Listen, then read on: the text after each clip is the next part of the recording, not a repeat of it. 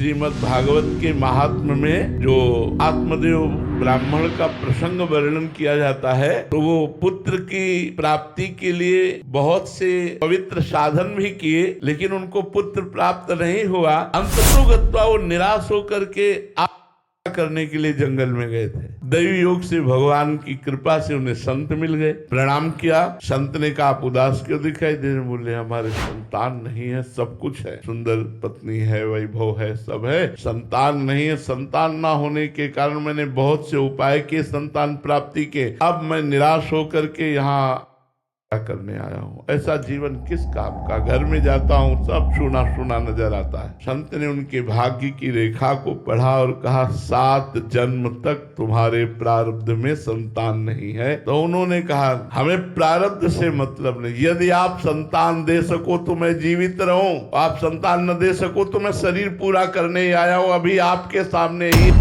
कर लूंगा। संत ने कहा तो बहुत विचित्र बात हो गई। तो लो अपने तपोबल से एक फल प्रदान किया और कहा यदि आपकी पत्नी ये फल पा लेंगी तो बड़ा सुशील सद्गुण संपन्न भगवान का प्रिय भक्त प्रकट होगा। बड़े प्रसन्न हुए। देखो प्रारब्ध का खेल। फल लेकर के आए और अपनी पत्नी धुंधुली से कहा कि ये फल आप पा लीजिए, संत भगवान ने प्रदान किया, इससे पुत्र अवश्य होगा। वो थोड़ा विपरीत चिंतन करने वाली थी। उन्होंने सोचा अभी मैं जितना खाती हूँ उतना नहीं खा पाऊंगी क्योंकि पेट बढ़ जाएगा, फिर चलना फिरना मुश्किल होगा, और विविध प्रकार की विपरीत भावनाएं वो करके फल को रख दिया। इतने में उनकी बहन आ गई और बहन भी उनसे कम नहीं थी विपरीत भावना सोचने में। उन्होंने दोनों ने सलाह किया और कहा परीक्षा के लिए ये फल गाय को पवा देते।